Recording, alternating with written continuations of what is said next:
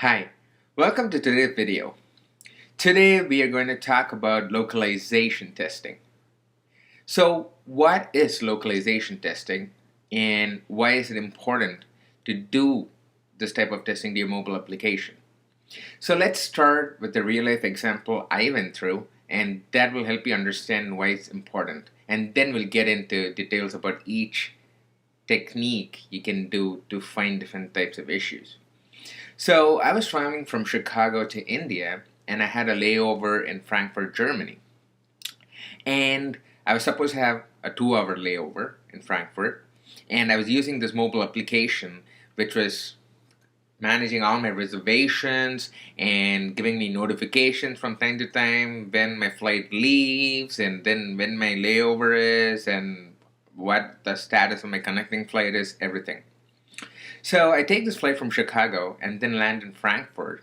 And I open the app and I got a notification saying you have 8 hours before your connecting flight leaves. I was confused, right? Because initially it said only 2 hours of layover when I was booking the tickets.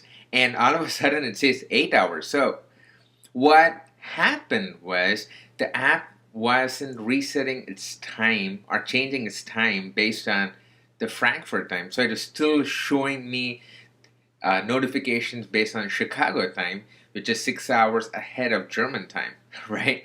So these are scenarios where your customers would be looking for a mobile application to behave properly. And that's one of the reasons why it's really important to do localization testing.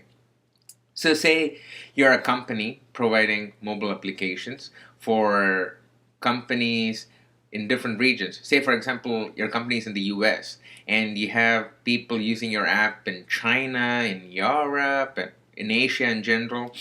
So, if you're in these kind of situations, then it's really important to know how the customer is going to use your application, and localization testing is going to be really key for this. So let's get into different testing approaches which can help you do localization testing. So let's talk about different things you can do in terms of localization testing. So this is a mind map which I came up with in terms of different things you want to look out for when doing localization testing. So let's start with phone numbers. So different countries support different number of phone numbers and different area codes. So for example, in the US it's +01, for India it's +91, and then based on different regions, the number of characters in terms of numbers is going to increase or decrease. So you should ensure your field supports different length phone numbers. So that is something you want to keep in mind. Next is maps. So a lot of mobile applications have Google Maps integration, Apple Maps, and so on. You want to ensure that based on where the customer is using your mobile application from, when he or she clicks on Apple Maps or Google Maps, it should go to the region specific to his area, right? It's funny because I had situations where we had Google Maps integration, and we had clients in Germany, and when they were clicking on Google Maps, it was going to a US location instead of the German location. So that is something you want to keep in mind. Next, we have keypads. So based on what field the customer is accessing, you have to give the right keypad. So if a customer is trying to enter the phone number and clicks on the field to enter the phone number, then a phone number keypad should pop up. When he or she is entering email address, then the email keypad should pop up. For website, you have the URL keypad, then you have alphanumeric keypads, and so on. So you need to ensure you give the right keypad for the right field. And to take this one step further, this becomes even more complicated when you support international customers, which means you need international keypads. You have a German keypad, Russian keypad, Chinese keypad, so and so on. So something you want to keep in mind to ensure the right a keypad pops up for the right field. Next is translation. So a lot of clients I deal with have applications in different regions, and the customers in those regions expect everything to be translated in their language when they're using the mobile application. Say, for example, I have a customer in Germany. They would expect everything listed on the website, all the information to be translated into German. They don't want to see any English language there. So if you are in such kind of situations, then you have to pay attention to this translation technique or aspect of your app. Next is rendering issues. So when these translation happens, sometimes text can expand or shrink based on the translation, and that could lead to a lot of weird issues. So that is something you want to keep in mind when testing your mobile applications. Next is zip codes. So different regions have different zip codes, so you want to ensure your field supports different types of zip codes. So for example, I had situations where we had clients in the US and Canada. In the US, all the zip codes are numerical zip codes, but in Canada, we have alphanumeric zip codes. And because of that, we had a lot of issues because we had a situation where the fields weren't supporting alphanumeric keyboards or zip codes, and that became a huge problem. So that is something you want to think about. Next is credit card processing. I've had situations where I try to use a foreign credit card for doing a local transaction. So for example, I work here in Chicago, and I was trying to use an Indian credit card on a shopping website, and it didn't support international credit cards because all their commodities, everything exchange, everything happens within the US, so they didn't support international customers or international credit cards. So if you're in such kind of situation, that is something you definitely want to think about. Next is time formatting.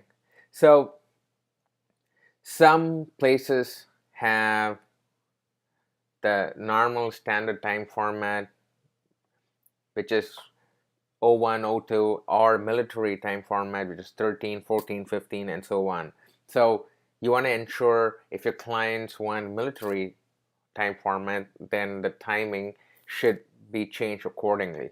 And another thing is, remember the example I gave before starting this video, which is how there was time zone differences and problems when using my mobile application. So those are some things you want to think about when testing your mobile apps. Next is licensing.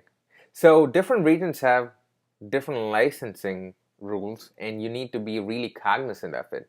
So for example, I worked for a company which provides digital streaming services, and there are certain content which should be played only within the US, and outside the US it should not be playable by customers. And I was able to actually play it outside the US, and it became a huge issue. So you want to ensure the proper licensing rules apply to content or different things you provide for international customers. Next is currency. You can find so many issues just by seeing whether the proper conversion is taking place and whether the proper currency format is displaying. So for example, say a flight from Chicago to San Francisco is $250, and within the US it should display as $250, right, during a reservation. But say I'm booking this flight from a different region, say from China, then the correct currency conversion from $250 should take place to the yen conversion, and the dollar sign shouldn't be displayed. So those are some things you want to think about when you have international customers. You also want to ensure their proper localization strings. So for different options you provide, and different regions you support, you need to have the right localization strings associated with the app. So that is something to think about. And finally, we have links.